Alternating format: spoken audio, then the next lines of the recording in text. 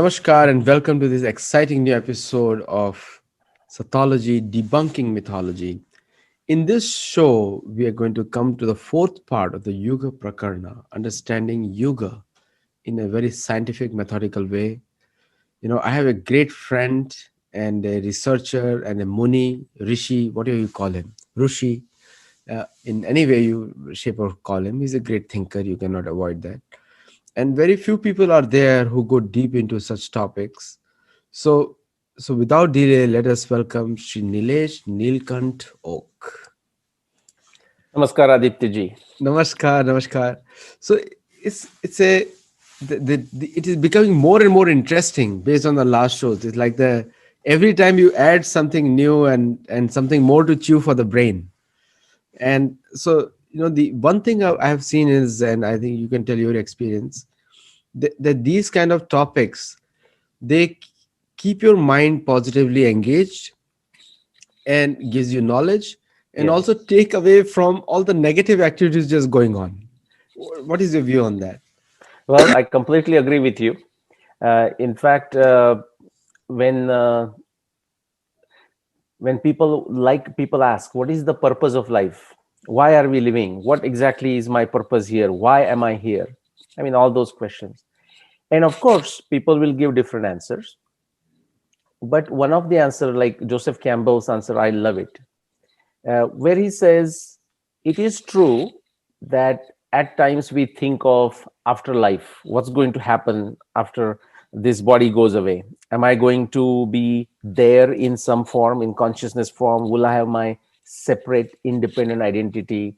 The whole balance of a papa punya, am I going to be thrown in some bad place versus a good place, so on." He says those factors sometimes comes to mind, but bottom line, when we are living and everything that we want to do is because we want to have a rapture of living. We want to have this feel right here and now. That's the mukti we are looking for in a way, and that's the rapture of living, the feeling of being alive. And for that, it is very important that and you see the great thinkers think alike. So Professor Wheeler, John Wheeler of Princeton, the professor to the advisor to Richard Feynman, he also said, "Fine, if you want to have a great ride in this life, find the toughest problem in any discipline of science or any discipline that excites you, go solve it." So that, which means what? Getting deep into any particular subject, and that absolutely correct. We get a certain type of a high when you get very deep into a subject. You don't need an artificial high. That's what the point is. So there is nothing wrong with being with wanting to be a high, wanting to have a high. That is not the problem. That's the rapture of living, the feeling of being alive, excited, the things are good, optimistic. But we shouldn't do with the artificial means. And this is like, this is the search for the truth. So I completely agree with you. And by the way, just like the previous Yuga episodes, this episode will be equally exciting. I can promise you that. See, one of the thing is like if you read the history of Mahabharata Ramayana, Hmm. none of the kings are worried about job creation Hmm. because if people are engaged in their natural pursuits and what Hmm. they like to do, you Hmm. don't have to create a job for them. They create job for others in their own Correct. profession. Correct. So the concept that this kind of research and this kind of which interests we all have cannot become a job for us, it's not very practical. So most of the and innovation comes from original thought, Hmm. doesn't come from doing somebody else's work with somebody else's thought. That is also good, Yeah. but I'm saying if people want to become innovators, then this is also one area which you are focused on, that also be a source of creation, you say. Yeah, yeah. And that was the basis, if you think, of the scientific basis of scientific, psychological, philosophical basis of Varnashram system. Correct. So find what you are good at, find what you would like to do, okay, and I mean, guna karma, those brought it together. What you love to do, what you are good at, and those together created the mission, created the sustenance, also created your profession, right? And also created your mission. So It really, the Varnashrama truly brought it together, and that's why they, as you said, the Rajas were not busy creating jobs. In fact, jobs is a relatively recent phenomenon. The Industrial Revolution, where people just, the people who wanted to be at the top wanted other peoples to not use their brain and only use their hands and legs. So it's a very recent creation. Right. So while you share, Hmm. I think that's the whole purpose of they call it job just over broke. Keep them Hmm. rich enough so that they cannot their basic necessities are met, and Yeah. keep them poor enough so that they always want Hmm. something more. Correct. So you can share that, I think. Okay. All right. Yeah. I'll start sharing. So this is our part 4. All right. So in the first part, we painted a broad picture. In the second part, let me go to the next slide because that shows the perfect quadrants and what you love, Aditya ji, The the enchilada. Yuga enchilada, right? Okay. Yeah. So quickly, our horizontal axis of timekeeping, from a psychological, physiological time to space time. The space time, the way we see in the wall clock, like there is a movement of a few arms, like two arms, they're long and a short one, and the distance between them or the movement of them, we use it to convey the time. Well, where did it come from? It come from the similar type of clock, the celestial clock, okay, as opposed to the wall clock. The movements of the sun, movement of the moon.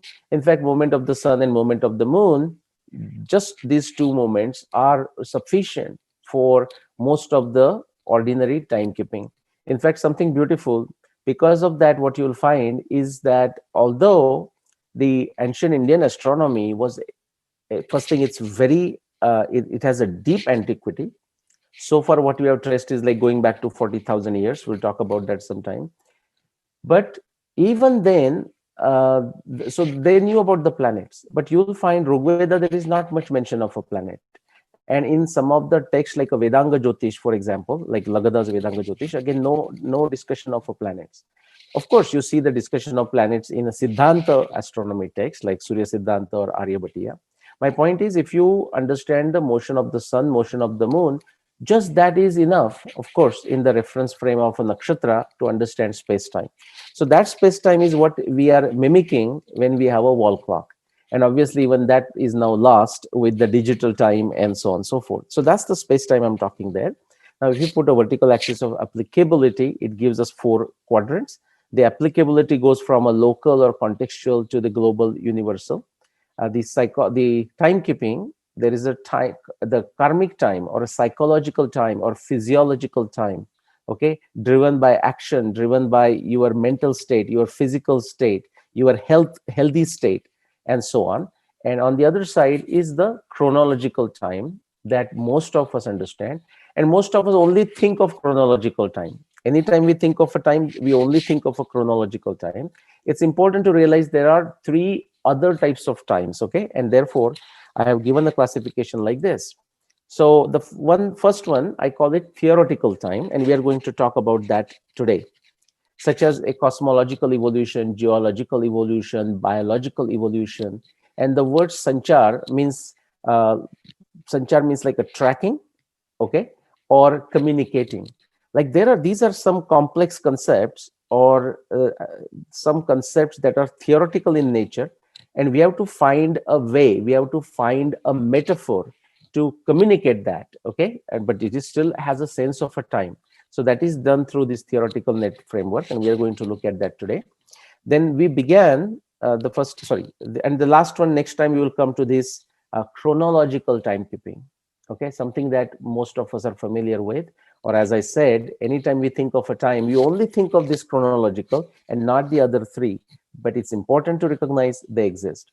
We began with the philosophical time. Okay, again, that's a global, like the evolution of Tattvajnan, philosophy, evolution of darshan, like science, scientific experiments, personally experiencing it, the evolution of a language, okay, evolution of moral standards, our internal nature and the duality that's always going on, the fights that are going on. Okay, so that's the one that we already went through. Then we also looked at last time the bottom one, the physiological evolution, how based on your personal experience, it's very local and contextual. A fraction of a second may feel like an hour, or hour may feel like a fraction of a second, and so on and so forth. Okay, or depending on who is the administrator, who is the king, who is the prime minister, who is the president, and what kind of administration he or she brings, and therefore bringing a certain type of time.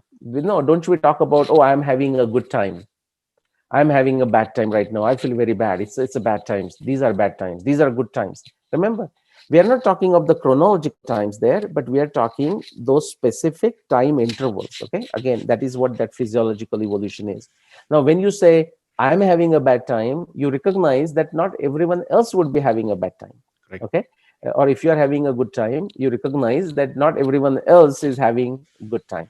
So that's that physiological, personal, local, contextual, and that's what we call the practical time. All right, so the second episode we looked at philosophical, the last one, the previous one, the third one, we looked at physiological or the practical. Today we are going to look at the theoretical. So the top right hand corner, very important, because what has happened is that many, and this is around the world, okay, but let's even focus on the Indian tradition. Many have taken the concept from this theoretical time, and in a very illogical fashion have applied to bottom right hand corner, the chronological time, and that has made all the mess, all the disaster. Okay, and so therefore this is very, very important.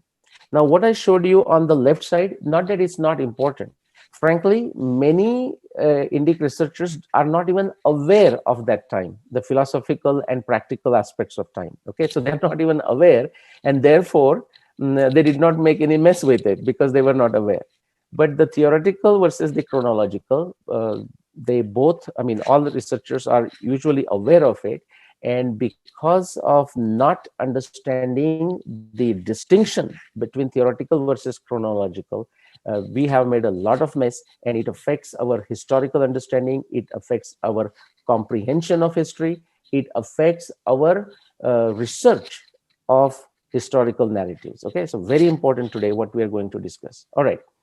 So So one of the other yeah. drawbacks is that rejection of or acceptance of chronology Hmm.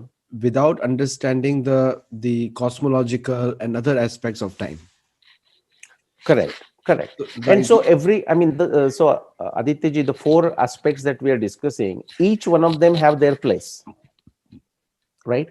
Each of one of them have a place. The problem happens when we try to take some concept from one quadrant and try to apply to the situations in some other quadrant, Other quadrant. right? So for example, and that's, I mean, great segue. So elementary and faulty framework. So what has happened, for example, and I'll end on that note today, but Abrahamic religions, for example, cannot transcend like some of the concept discussed in their text. Okay, now granted, those texts were sometimes very local and contextual, right? They were, so for example, think of Judaism or Christianity or Islam. They all came out in a very, very small area, of the just east of Mediterranean, for example. And so the geography there affected how they had a sense of time. For example, if you look at the weather patterns and whatnot, not much change as a matter of fact, okay? Versus if you go to a tropical place, like say South America, India, Indonesia, Africa, their sense of a time would be very different, Very okay? different. So your As if the atmosphere, time doesn't exist for them. correct, right? Yeah. So therefore, it was a very linear time. Think of it, the why the linear time came into being. But my point is, it's not a criticism of any specific entity. In fact, as you'll see, my next bullet there, right there, is a criticism of us Indians, who are very much into the tropical and the yugas and whatnot. Phenomenal development of the science of time, but the complexity also means sometime, or actually all the time, that the things will be misunderstood, and when you try to simplify, they might become simplistic, and that is what we need to avoid. So Indians, for example, so that's the challenge with the Abrahamic religious time frame, time sense of time, linear arrow of time and whatnot. That's how they're even what you can say philosophy evolved from that time. It's like as if you have a one lifetime, so to say, and but that is got riddled with dogma, the rigid religious ideologies, which is to say they're not willing to change. So therefore, you see that apparent conflict with the modern science, the European Renaissance of last 500 years, right? Okay, Indians, what is the challenge of Indians? They, I'm not talking of again all Indians, or I'm not talking about followers of all Abrahamic religions or all followers of Abrahamic religions. There are always exceptions, or sometimes it can be a majority. Similarly, I'm not talking of all Indians, but a good number of Indians, even majority, good number of Indic researchers, they cannot transcend, okay, these basic frameworks, despite the kick-ass evidence. I mean, I'm talking of such a phenomenal evidence exists in Indian literature. Still, they will stick to some narrow traditional definition because their guru told them so, or their father told them so, or that's where they read something. They don't go beyond that. And then what they tend to do, the researchers, but many Indians also, hide behind the excuses of dogma, tradition, or due to inferiority complex, some cockiness, stupidity. I mean, all kinds of things I have to hear through emails and Facebook and all social media. Okay, so this is my venting moment, Aditya ji, you can say. Okay, so we'll get to the next one. So what I want to talk about now I'll is just touch that upon some. that a little bit. One thing. Go So ahead. somebody asked me, what do I drink in my cup over there? Now that is not a relevant question to a Sattology discussion here. Right? Do they ask me? Sorry, they ask you, what do I drink? Yeah, what we drink on the show. Okay. Good one. You see, I think they must be watching too much of a Viking, this Uh, Viking serial. And in the Viking, I mean, what I've heard, I saw a couple, and, people are like drinking all the time, I mean, they have, you have to almost show it. Well, yeah, so I can give the answer, although it's not relevant. Usually it's hot water, because I need to drink a lot of water because I speak with passion. That's one reason. And sometime I may dip a tea in it. And I'll tell you, this is very interesting. Just like Harry Potter has that platform, right? Nine and a three quarter, or whatever that platform number is, right? Similarly, this is my wife Ashwini's recipe for me, for my tea. Just I take a black tea, but she dips it 1.5 times, just like the Harry Potter has that nine and a three quarter platform, so dipping 1.5 times is like first a good dip, and second time just a bare dip and just comes out, and we throw the bag. And so that's what I drink, just to answer the question. By the way, I'll tell you, those of you who are student and studying and who shouldn't be taking much of a coffee or a Coke or anything, try this, hot water and a 1.5 dip of a tea bag, and see how it works. Initially, you may think it's not strong enough. You'll be amazed how powerful, how beautiful, how it keeps you awake without making you have any effect of caffeine or tannin or anything like that. All so right. my Now, tea do you also. want to share what you want to drink? Yes, go ahead. I was surprised with that question, but I'll still answer so people they can watch it. It's got jeera and methi Yeah. So and cumin hot water, seeds and fenugreek seeds. Yeah. fenugreek seeds, Yeah. and hot water. And hot water. There you go. And sometime what I do the same thing, slightly different. I'll just take hot water and have a couple of slices of ginger. That's what I have. Guys, try it. It's wonderful. Any of these three concoctions are great. Okay. All right. So now what I want to show you, in that top theoretical framework for the time, how different frameworks were built. They are elementary frameworks. Sometimes they can be very complex, and I'm going to show you all of them are complex, but elementary in the sense, the a certain type of time framework is required, was required to understand our universe. Okay, so let's get into the example, because instead of me giving a theoretical talk on this, it will be easy to see what I mean by that. So for example, one framework that is being used now, this is I pulled this from Wikipedia, and I want to show you how fast it can get into mythology of Indian civilization. Okay, Sattology versus mythology. It's for a very basic fact, Wikipedia is a good tool. If you want to know about the true history, science, culture, development, itihasa of India, Wikipedia is the most disastrous source. Okay, but so it's just pulled from Wikipedia. In fact, I'll give them a credit for one thing that they have done it right. If you look at this map outline of South Asian history, guess what? First, the South Asian is a wrong name. It should be India, Indian subcontinent, Bharatvarsha. But because the Pakistan has bigger inferiority complex, as if like, that drove them to call this a South Asia. That's a absolutely wrong nomenclature. Geographically, geologically, it's a very wrong nomenclature, but it is an agenda driven nomenclature. I must mention that. What they have done well is what they have shown as a Indian subcontinent, Bharatvarsha. They have done a pretty good job. They can do better. They can also go to Myanmar and show that area too. But actually they have gone Pakistan and then Afghanistan, which is not bad. Okay, they can even go up to Iran, and that's fine too. And same thing with Indonesia and Laos and whatnot. But otherwise, they have included Bangladesh Still, and they have shown Akhanda Bharat here, so you can. that's what I mean. Yeah, but I mean, as a big Bharatvarsha, they can go further. So that is the one thing that they have done it right. Of course, they have called it South Asia, which is wrong. But that's not our subject today. So now look at how, for the classification of understanding our universe, making the sense of it, making the sense of civilization. By the way, all that they're claiming there and the years that they're showing, there is some truth. Most of it is utterly nonsensical and wrong. Okay, but I'll not go into that either. But they used a certain framework. Now, it's not Wikipedia using the framework. It is the framework that is used in archaeology, that is used in India studies, I mean, Indic studies, humanities, and whatnot. Okay, that's why I call them elementary. I forgot what the name I wrote down, and faulty frameworks. We will get to why they are faulty briefly, anyways. So Paleolithic, Neolithic, Chalcolithic, Bronze Age, Iron Age, and so on and so forth. I'll just quickly mention why that is wrong.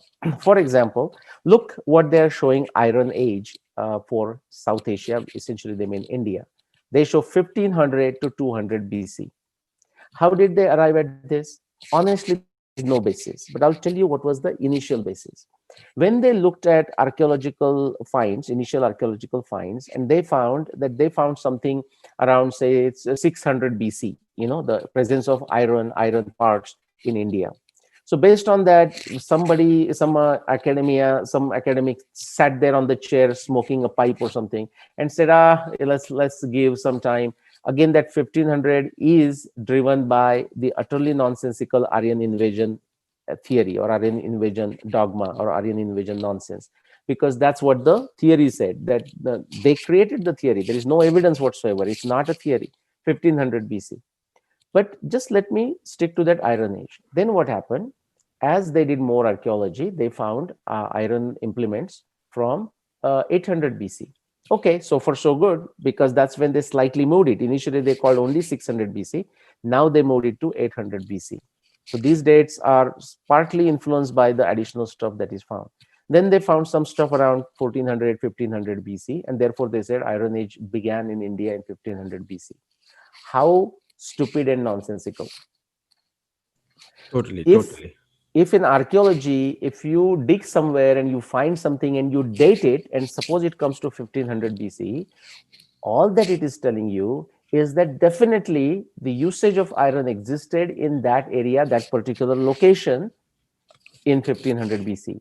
It doesn't say, I mean, it's a logical fallacy. It doesn't say that there was no iron before that.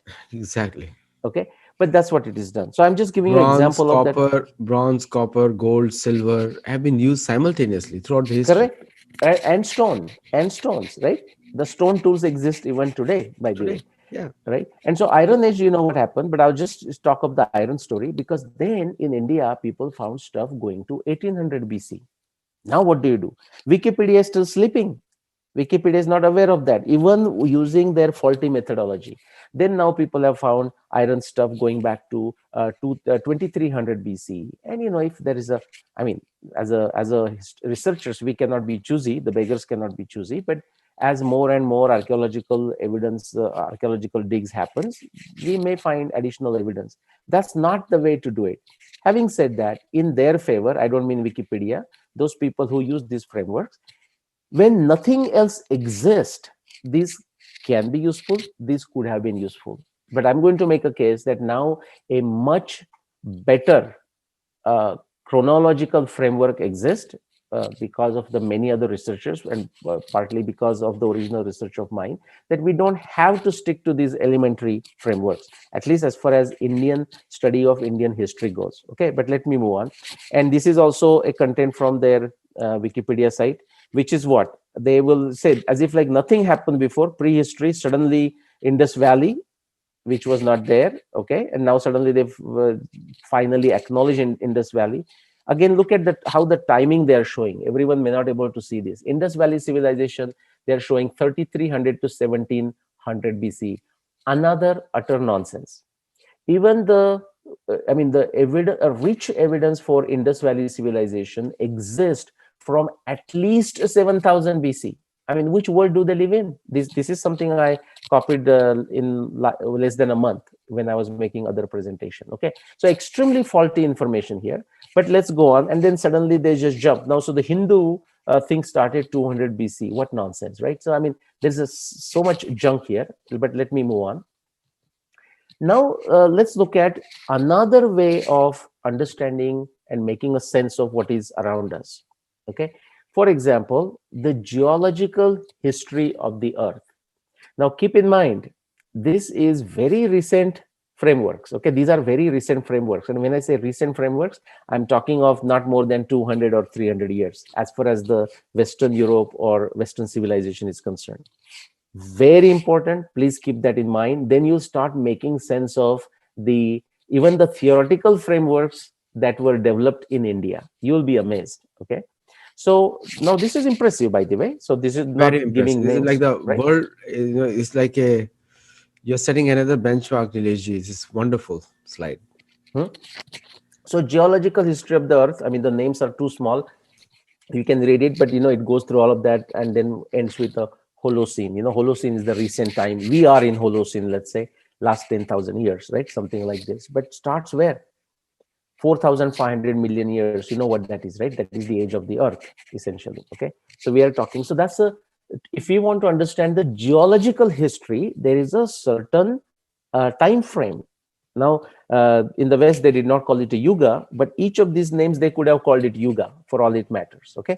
Let me show you another one. So this is for geology. What about the evolution of a life on the Earth?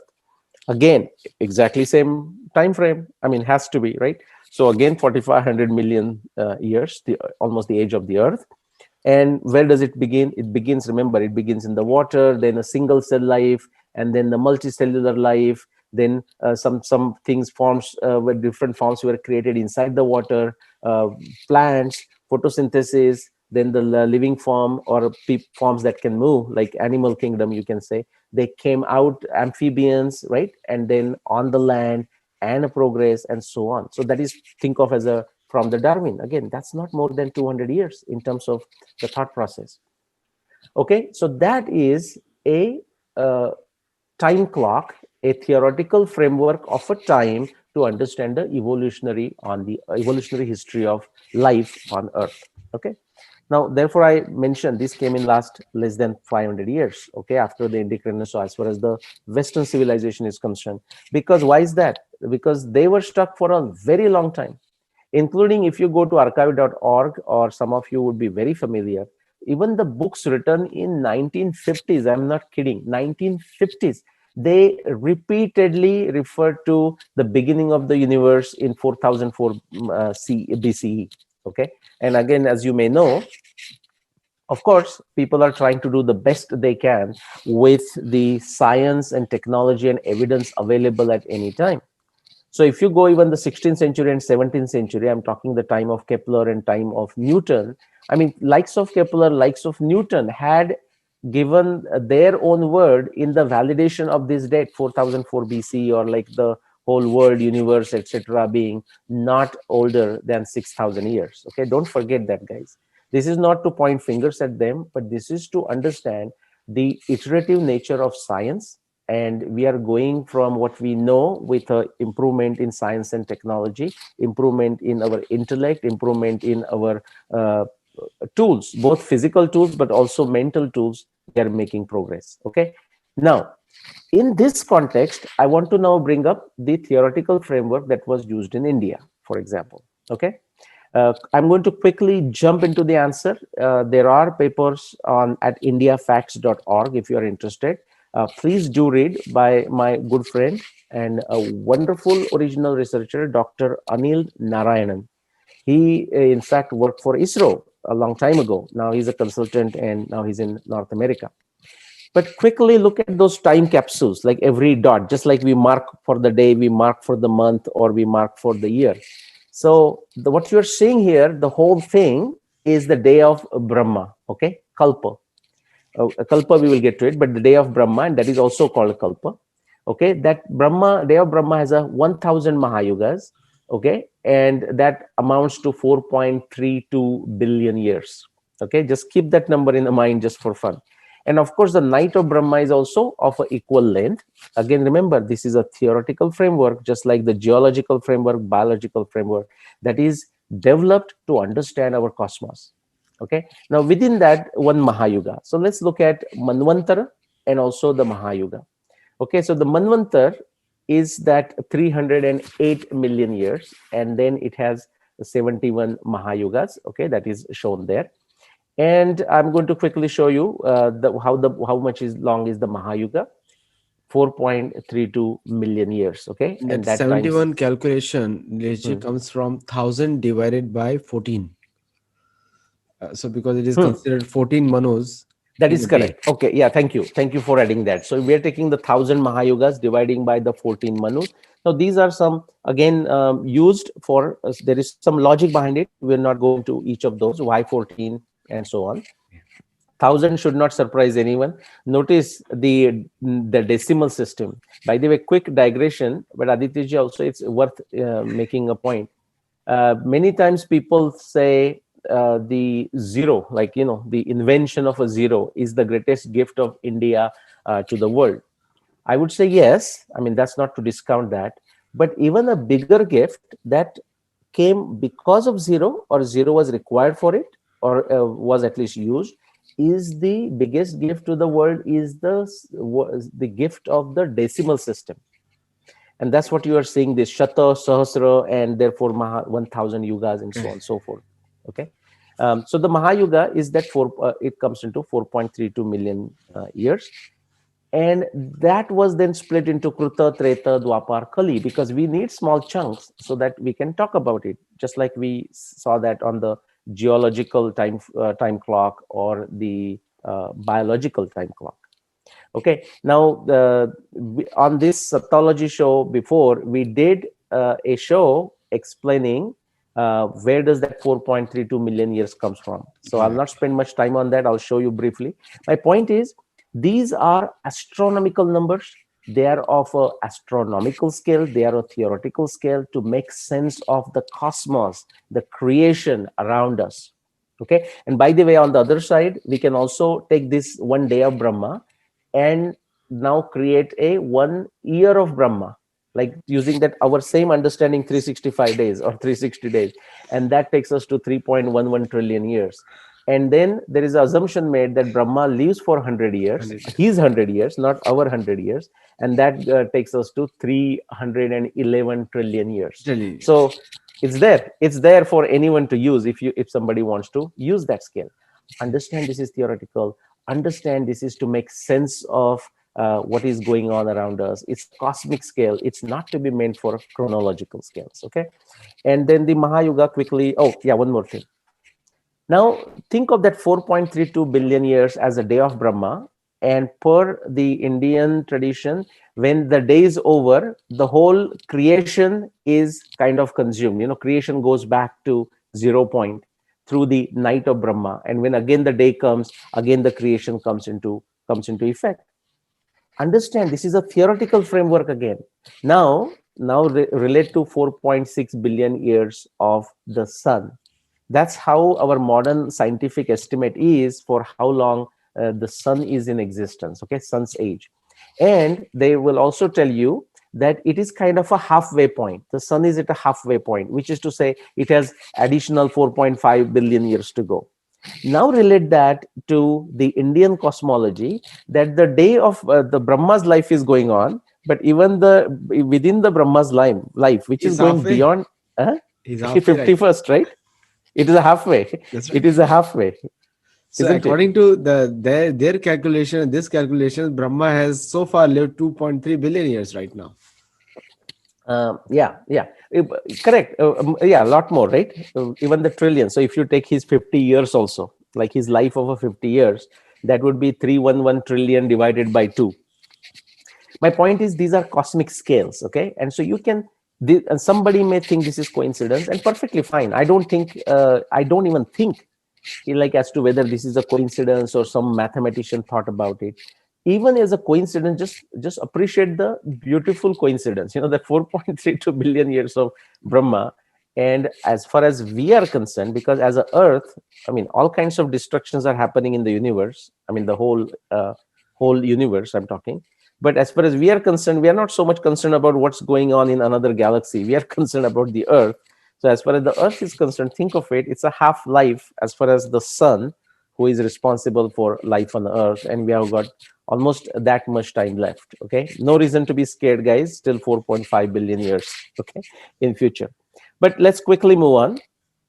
So the origin of 4.3 million years, I have already explained in another Sattology talk, Correct. Yuga or Mahayuga. I'll quickly show that that is beautifully captured in the Surya Siddhanta. Okay, the Surya Siddhanta numbers are given, they're astronomical numbers. That's where that 4.32 million comes, or the 432,000 years, or 4.32 million years. Okay, and why was that used? That allows us to estimate the precise and accurate orbital periods for our planets, including the moon apogee, the node, the cross point of a moon's orbit and sun's orbit called Rahu, and so on. Okay, and these were used in the timekeeping. Okay, in for ordinary purposes.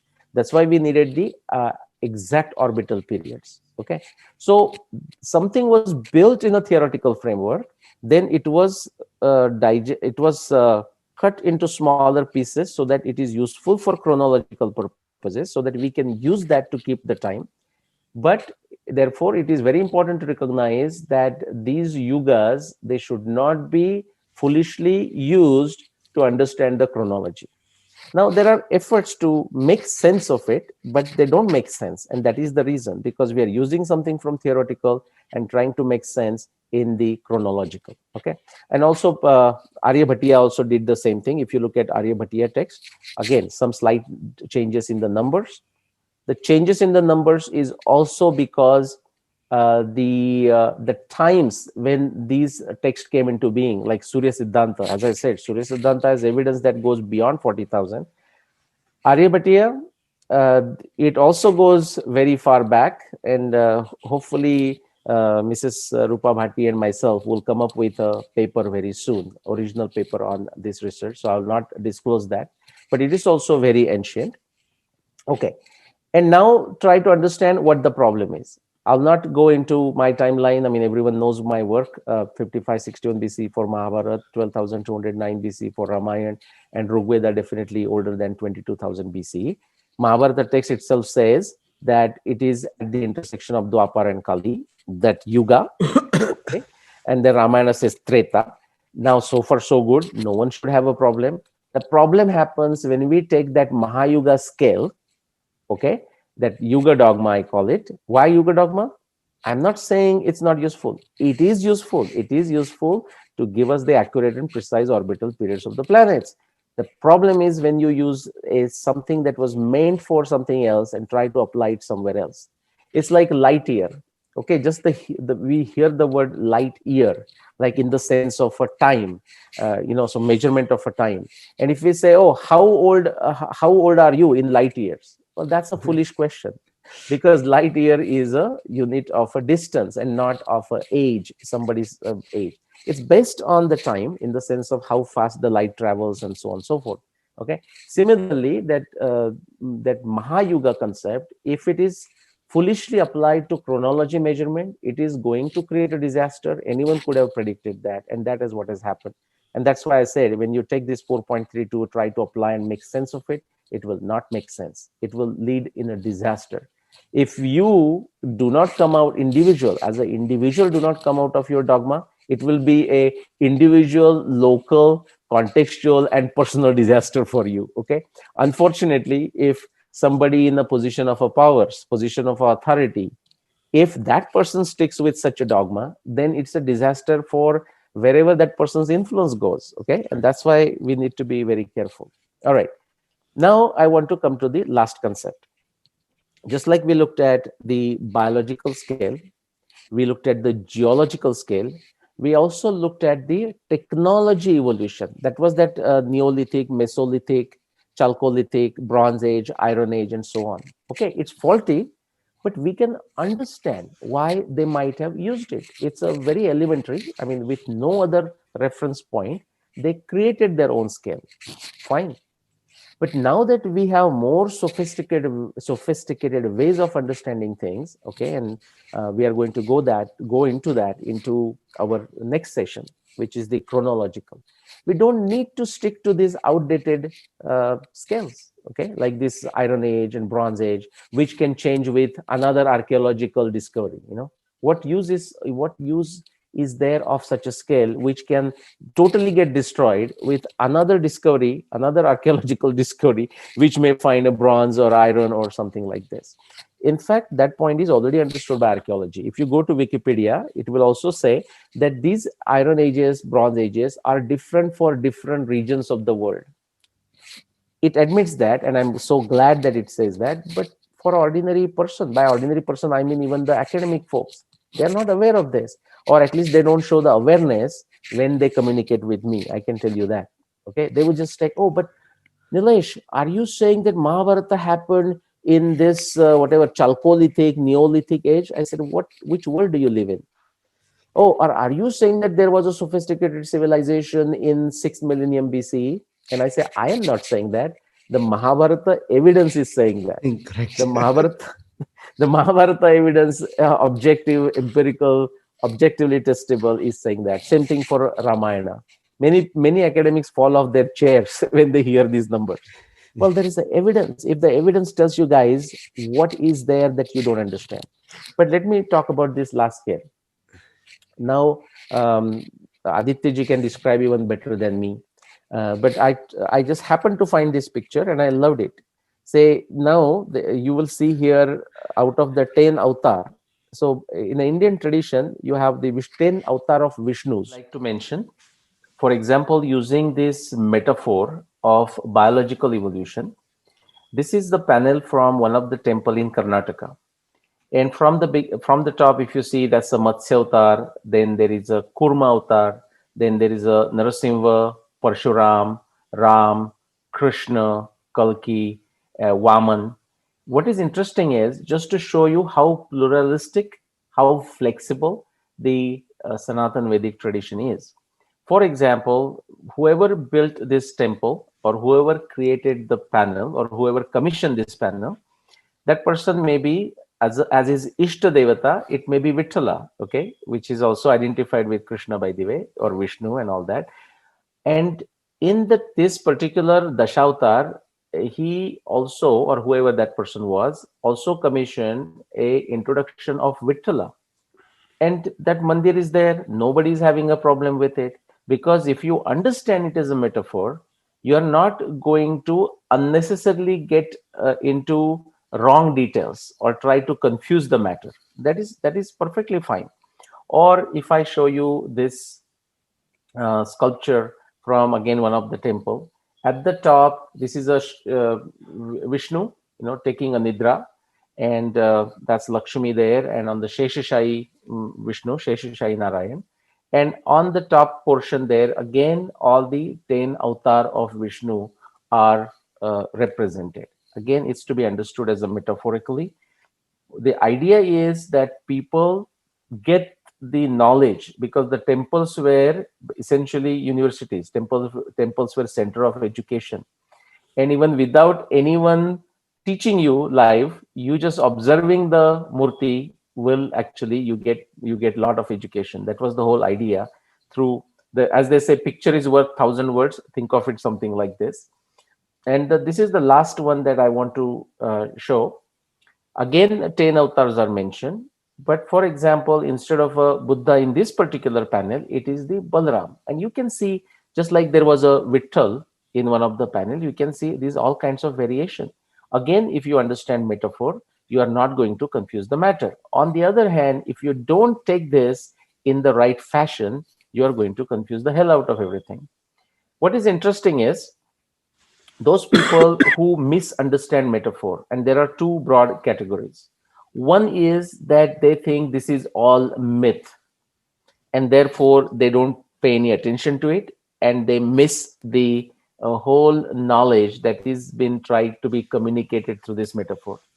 There is another group who takes everything here as a literal facts, okay, and do not recognize that it is a metaphor. So one party is thinking it's a myth, other party is taking it as a fact, and it really it leads to problems on both sides. And Joseph Campbell, a great American figure, in his book Thou Art That, Transforming Religious Metaphor, he is his quote, I'm going to read that. It's worth reading and worth remembering, because although I'm showing this for the Dashavatar, actually that applies to the Yuga.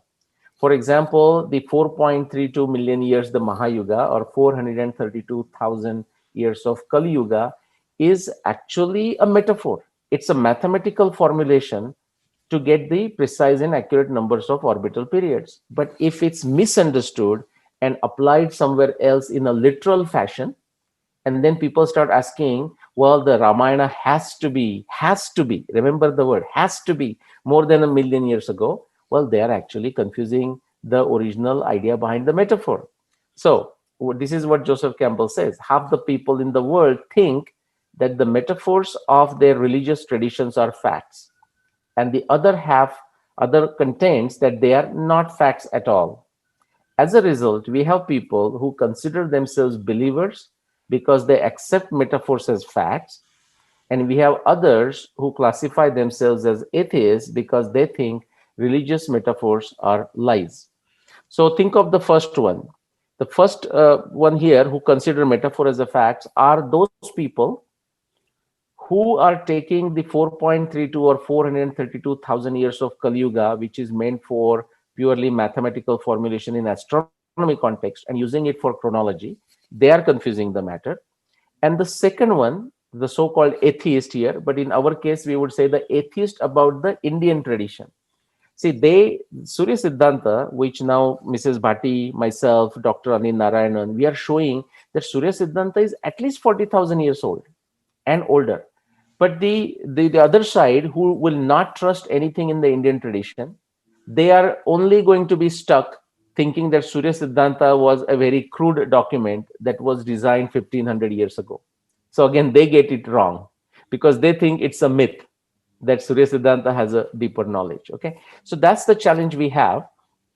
For example, the same group, when looking at the Mahabharata and Ramayana, like say Sheldon Pollock and all these Indologists you will find in American universities, and their lack is in India, by the way, they Exactly. think of, yeah, they think of Ramayana and Mahabharata is like 2,500 years old max. Okay, so it was written sometime in 200 BC, 300 BC. And if you ask them, what is your evidence? They have no evidence. They will simply say, because I think so, or because their professor taught them so when they were doing the PhD. Okay, this is the authority fallacy. On the other hand, if you read Mahabharata, if you read Ramayana, you look at the evidence inside those texts, which can be objectively tested, not just astronomy, not limited to astronomy. It is going to take you to the right time frames, like 7,000 years ago, 14,000 years ago, and Rigveda going back way, way back. And we don't really know how far back we have to go. So that's my last slide. Quickly, my books again. This is for those who are in India from Subbu Publications. You can order online. And if you're outside India, this is from Amazon. Uh, just type my name and you will find these books. So with that, Aditya back to you. So one of the things which I'd like to say, the word metaphor in the English language, Hmm. can be compared to allegory. Yeah, it can be considered allegory, simile, just Simile. to simile explain the point. We will call it upaman. Upaman. Correct. Yeah, and it is found as very useful device. Correct. Okay, for example, Sage Gotama in Nyaya Darshana says Pratyaksha Anumana Upamana Shabda Pramanani. Correct. Upaman is an extremely powerful device. Metaphor is an extremely powerful device to explain the things. Yeah. So, But but if we confuse metaphor with facts, then there is a problem. so like there is a story of Puranjan. Hmm. Now, Puranjan is a Upaman because that person doesn't exist, but it is a Upaman, right? Hmm. Hmm. Hmm. Now, in our culture, the Vishnu is considered a tattva, Hmm. the There you principle go. of Vishnu. Like the Yes. it's a tattva where because he takes different forms, different faces, Yeah. different, but he's the same person. Correct. Correct. Vithal And is as much worshipped as Bhagwan Ram yes. and as much worshipped as Vaman. Yeah. And another example I'll give you how sometime it can be a tattva and it can be a person also. Just a Correct. good example would be say prime minister or say prime minister of India or president of United That's a States. tattva. That's a tattva, right? Tattva. Yes. But any given point, a specific person may hold that position, Position. right? Yeah. And sometime if it is confused, like for example, that's why we see this. We will see that with Ravana. If you read Valmiki Ramayana, it appears as if there are many Ravanas. For example, Ravana also kills Ananaranya, who is much more ancient to Rama. And then Vibhishan is in the Ramayana times, but you can see the name Vibhishan as a king of Lanka even in the Mahabharata times. It is Correct. not the same human being, but the Correct. Vibhishan as a tattva, as the seat of Lanka, is there. See, the difference in Jiva Tattva, the Jiva is also Hmm. Tattva because we are Mhm. reappearing in different form due to our karma, because of karma. Correct. Correct. Shiva is also Tattva, Shiva Tattva. Yes. But Yes. the only difference between Shiva Tattva, Vishnu Tattva, and Jiva Tattva is Hmm. Jiva Tattva is in totally different body and forgotten everything about the past. Correct. But the Shiva and Vishnu Tattva, Vishnu is again the Shiva Tattva is again Vishnu Tattva only. But Right. the Vishnu Tattva remembers all their incarnations. Like Correct. Very good point. that's the difference between Jiva Tattva and the Vishnu Tattva. Good point. Bringing Vishnu Tattva to a Jiva Tattva level, Yeah. it's actually heresy. Correct. It's a pap Correct. or whatever you call it in Yeah. Sanskrit language. We will just call it a pop. And the pop simply means the error, the Error. wrong thing. Yes, Whereas the in the Abrahamic thing, it will be considered a heresy, and heresy. I mean, a very severe thing. Ah, In the Hinduism, we wouldn't consider that severe. We would say, well, no, that's not how you should understand it. That's a upabranch, erroneous thinking. Yeah, upabranch, apabhramsha. That's a erroneous thinking. Here erroneous. is the correct way. I mean, Correct. that's how we will try to So do it it. doesn't mean that when Ram came, then he forgot about Krishna, or Krishna came, forgot about Ram. Correct. Because Krishna quotes in the past, I came as Ram. He says Right. it. And as Vaman also, he says, claims it. Yeah. Yeah. And Markandeya Rishi confirms it because Markandeya is Yes. the only one whose authority you can see because he has seen the entire Kalpa. Correct. Correct. You know, So he may be someone like a chronicle marker, chronicle someone marker. like a Exactly. Markandeya, right? Markandeya. Exactly. That's why he's aware of all the different epochs, and what happened in those epochs. Yeah, different Kalpa, he's aware of it. In the Pura Yes. Kalpa, like he Yes. tells Yudhishthir Yeah. that he's the same Janardhan I saw when I Hmm. was struggling in the water. In his mouth I entered. Yeah. Very And the memory interesting. is given to him. Very interesting. Beautiful, beautiful. And I think this Tattva Gyan is important. You to understand, like you gave a fantastic example that in the for the Jiva, because you can relate, Prime Minister is a Tattva, Hmm. the position is a Tattva. Hmm. And also the just like the actors, Yeah. according for Jiva is totally different category. Hmm. Sometimes we should talk about Jiva Tattva in detail because how We will. Tattva. We will. Yeah. So in the next episode and the final episode, we will look at the chronological aspect of time, and we will bring back the problem where we started this whole Yuga in Jalada discussion, Yeah, which is the confusion of the historical timelines of Ramayana and Mahabharata, and people using the astronomical timelines as a mathematical formulation, and then try to apply to Ramayana or Mahabharata, and how it creates a chaos and disaster, and how to protect ourselves from that. So we will discuss that in our final episode. And please do show different types of enchiladas. I will show you different types of enchiladas. Yes, yes. All are equally tasty. They Yes, all exist. They all are real, but they should be applied or consumed in the right context. correct. Correct. So thank you, viewers, very much for this very interesting Yuga Part 4, and definitely look forward to the Yuga Part 5. Namaskar. Namaskar.